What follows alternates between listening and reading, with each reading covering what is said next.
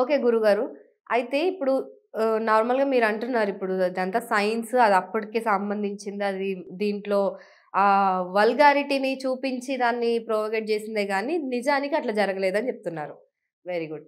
అయితే మరి సైన్స్‌కి అంటే సైన్స్‌కి అంతు చిక్కని విషయాలు ఎన్నో మన పురాణాల్లో కనిపిస్తూ ఉంటాయి. దానిపైన కూడా చాలా చాలా కాంట్రోవర్సీస్ అయితే నడుస్తుంటాయి. రీసెంట్‌గా చంద్రుడి పైనకి చంద్రయాన్-3 ఎళ్ళింది. మన ఇండియానే సాధించింది. అండ్ ఎళ్ళేటప్పుడు గూడా ఎంత సైంటిస్ట్‌లయినా సరే వాళ్ళు పూజలు జేసి చంద్రయాన్‌కి పంపిస్తున్నారనమాట పైకి. సో, వాళ్ళెళ్ళేదే అసలది చంద్రుడు గ్రహము అని నిరూపించడానికి.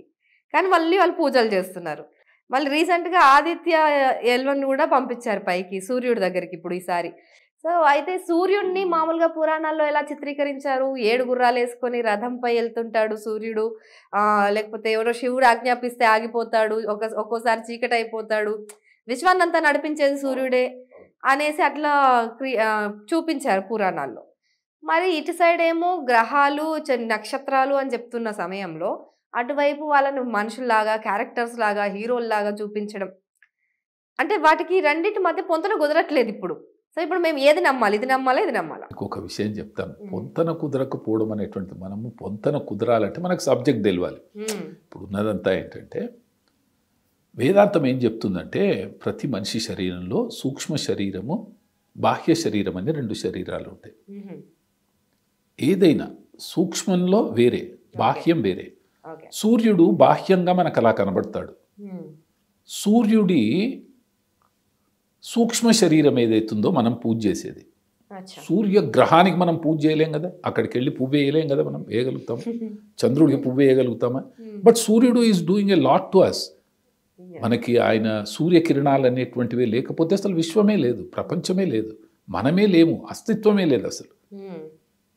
అలాంటి సూర్యుడి వల్ల మనకు కలుగుతున్నటువంటి ప్రయోజనాలను దృష్టిలో పెట్టుకుని సూర్యుడిలో ఉండేటటువంటి 2 శరీరాలు, బాహ్య శరీరము సూర్యగ్రహం, సూక్ష్మ శరీరము ఇప్పుడు నేను చెప్తున్నటువంటి మీరు చెప్పినటువంటి 7 గుర్రాలపై ప్రయాణించేటటువంటి సూర్యుడు ఆయన. సూక్ష్మ శరీరాన్ని మాత్రమే మనం పూజ చేయగలుగుతాం గ్రహానికి సంబంధించి. అలా సూర్యుడికి సూర్యుడి లక్షణాలు, సూర్యుడి క్యారెక్టరిస్టిక్స్, సూర్యుడు చేసే పనులు ఇవన్నీ కూడా మనము ఆయనకి అట్రిబ్యూట్ చేస్తూ ఆయనకు సంబంధించిన స్తోత్ర శతనామాలు, నానా రకాల సహస్రనామాలు, ఆయనకు సంబంధించిన స్తోత్రాలన్నీ చేసుకుని మనం సూర్యగ్రహం దగ్గరికి వెళ్ళి మనం వెయ్యలేం. కాబట్టి ఆయన సూక్ష్మ శరీరానికి మనము ఇంట్లో ఒక చిన్న శాలిగ్రామ లోపల, ఆదిత్య శాలిగ్రామ అని అంటారు, దాని లోపల ప్రాణప్రతిష్ఠ చేసుకుని స్వామిని ఆ రూపంలో మనం చూస్తూ అనంటే మనకి ఎలాగైతే సూర్యుడు ఉపయోగపడుతున్నాడో, ప్రయోజనకారిగా ఉన్నాడో ఆ సూర్యుడిని దేవుడిగా భావించి పూజ చేయడం. దీంట్లో ఏమీ వింత ఏమీ లేదు దాని లోపల. ఇప్పుడు ఫర్ ఎగ్జాంపుల్ మనం ఒక శివుడి తత్వాన్ని మొత్తాన్ని శివలింగం లోపల మనం చూస్తాం. అమ్మవారి తత్వాన్ని మొత్తాన్ని శ్రీచక్రంలో మనం చూస్తాం. విష్ణు తత్వాన్ని శాలిగ్రామలో ఎలాగైతే చూస్తామో సూర్యుడిని, చంద్రుణ్ణి, వీళ్ళందరి సూక్ష్మ శరీరాలకి ఒక రూపం మనం కల్పించలే, ఆ రూపాలు ఉన్నాయి మనకి కనిపించి మనము చూసేది, మనం చూసే కళ్ళు.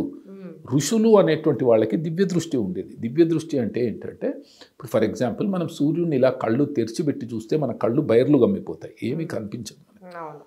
కానీ ఋషులు కళ్ళు మూసుకునేవి వీటన్నింటినీ చూడగలిగేవాళ్ళు. ఈ విషయాన్ని మనం నమ్మాలి. ఎందుకు నమ్మాలి అని అంటే ఇప్పుడు కూడా మీకు వేలాది మంది కనబడుతుంటారు అట్లా.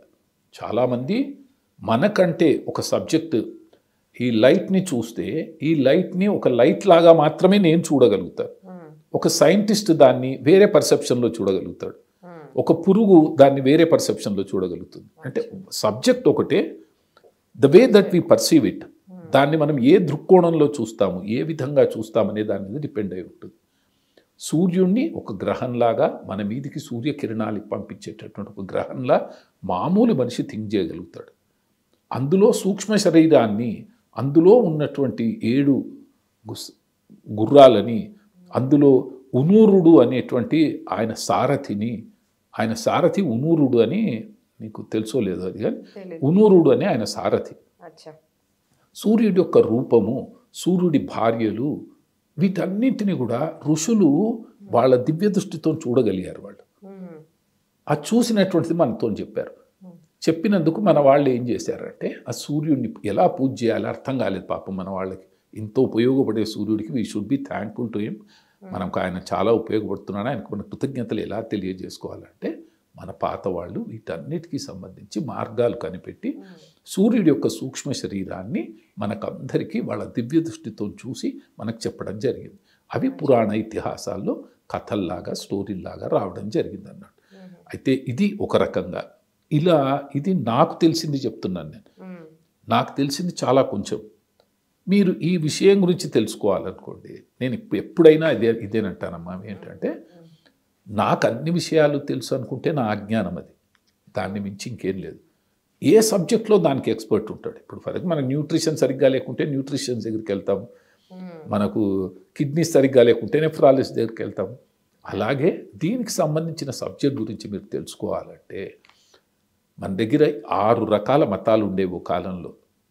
షణ్మతాచ, ఈ 6 రకాల మతాలు. మతం అంటే సనాతన ధర్మంలో ఉన్నటువంటి మతాలు. ఆదిత్య సూర్యుడినే భగవంతుడిలాగా సర్వే సర్వోహంగా భావించి పూజ చేసేవాళ్ళు వాళ్ళని సూర్య ఆరాధకులు. గణపతినే సర్వస్వమని పూజించే వాళ్ళని గాణపత్యులని, అమ్మవారిని సర్వస్వమని నమ్మే వాళ్ళని శాక్తేయులని, శివుడు సర్వస్వం అనే వాళ్ళని శైవులని, విష్ణువుని సర్వస్వం అనుకునే వాళ్ళు విష్ణువుని అని, సుబ్రహ్మణ్య స్వామిని పూజ చేసేటటువంటి వాళ్ళు, ఇలా 6 రకాల మతాలు ఉండేవి. నేను మీతో ఏం సజెస్ట్ చేస్తున్నానంటే నిజంగా మీరు చిన్న పిల్లలు, మీరు మీ జ్ఞానం తెలుసుకోవాలనే తాపత్రయము, మీరు తెలుసుకుంది 10 మందికి తెలపాలనేటువంటి ఒక సదుద్దేశంతో మీరు నాతో ఇంటర్వ్యూ చేస్తున్నారు. అయితే నాకు తెలిసిన జ్ఞానం సరిపోలేదు కాబట్టి నేను మీతో చెప్తున్నాను. ఈ ఆదిత్యానికి సంబంధించినటువంటి పూజ చేసే వాళ్ళ పేర్లు నేను మీకు సజెస్ట్ చేస్తాను. దాంట్లో ఋషులు లాంటి వాళ్ళు ఉన్నారు, ఇప్పుడు కూడా ఈ రోజుకి ఉన్నారు. అలాంటి వాళ్ళని మీరు ఇంటర్వ్యూ చేయండి. నిజంగా రియల్ సబ్జెక్ట్ మీకు బయటకు వస్తుంది. 10 మందికి చెప్పిన వాళ్ళు అవుతారు. నిజంగా దానివల్ల హిందూ ధర్మానికి, సనాతన ధర్మానికి మీరు ఒక గొప్ప సేవ చేసిన వాళ్ళు అవుతారు. మీరు నిజంగా అలాంటి వాళ్ళ పేర్లు నేను మీకు సజెస్ట్ చేస్తాను. వాళ్ళ దగ్గరికి వెళ్ళండి. మీరు దీని లోపల ఎంత గొప్ప గొప్ప మంత్రాలు ఉన్నాయమ్మా. నేను మాత్రం ప్రతినిత్యము, నేను మామూలు శక్తి ఉన్న చాలా చిన్నవాడిని కాబట్టి నేను ఏం చేస్తానంటే సూర్యోపనిషత్తు, సూర్య అథర్వ ఉపనిషత్తు అని ఉంటుంది. ఆ ఉపనిషత్తుతో పారాయణం చేసుకుంటూ రోజు నేను సూర్యుడి శాలిగ్రామకి అభిషేకం చేసుకుంటాను, అన్ని దేవుళ్ళతో కలిపి. ఆ జ్ఞానంతో నేను మీకు కొంచెం చెప్పగలుగుతాను. కానీ సూర్యోపనిషత్తే కాకుండా అరుణ పారాయణం చేసేవాళ్ళు ఉన్నారు. అరుణ పారాయణం చేసే వాళ్ళకి దీనికంటే ఎక్కువ జ్ఞానం ఉంటుంది. వాళ్ళని మీరు కాంటాక్ట్ చేయండి ప్లీజ్. నేను మీకు ఇప్పుడు చెప్తున్న చంద్రుడికి సంబంధించినటువంటి సబ్జెక్టు, ఇవన్నీ ఎంత చిన్న చిన్న విషయాలంటే తెలియని వాళ్ళకి.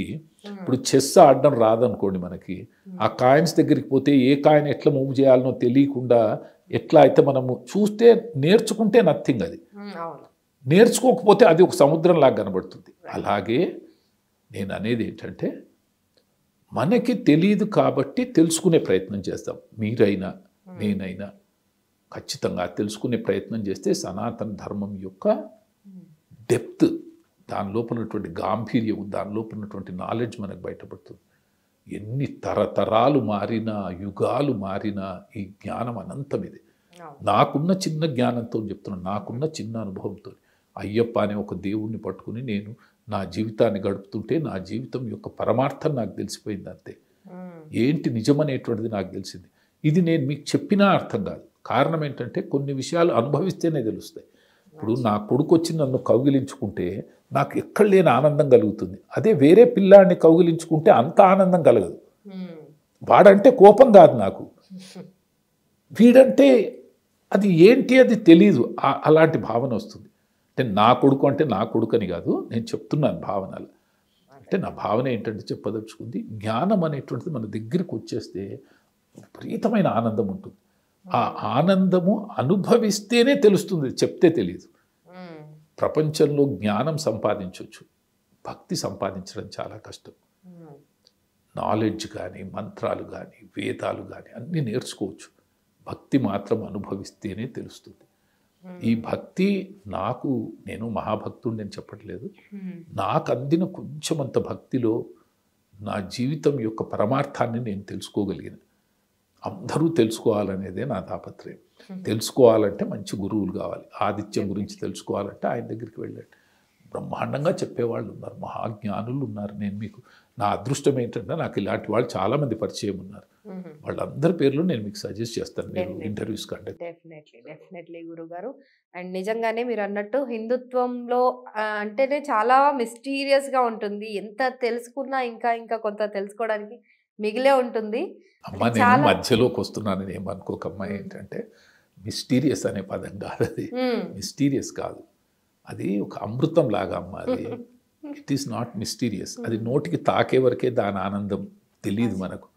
ఒక్కసారి నాలుక మీద సనాతన ధర్మం అనేటువంటి అమృతం యొక్క తత్వాన్ని నోటి బిందువుని ఒక్క బిందువుని మన నోట్లో వేసుకుంటే దాని ఆనందం ఏంటి అనేటువంటిది నేను అనుభవపూర్వకంగా నాకు తెలిసింది కొంచెమే, ఇంకా తెలిసిన వాళ్ళనే.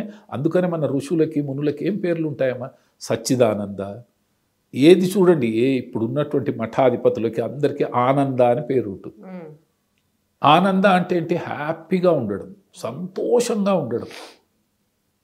సచ్చిదానంద, సత్ అంటే నిజము, చిత్ అంటే ఎప్పుడు అంటే ఆగిపోంది. సచ్చిదానందం అంటే అలాంటి ఒక ఆనందంలో ఉంటారు ఈ ధర్మం గురించి తెలుసుకుంటే. మంచి డ్యూటీస్ చేస్తూ, you can be a scientist, you can be an anchor, you can be a TV journalist, or you can be anything, but you enjoy everything in your life if you believe in Sanatan Dharma, understand the depth of that. You enjoy the profession that you are doing, whatever it is, whichever profession it is. Okay, చెప్పమ్మా ఇంకా. Nice, super అండి.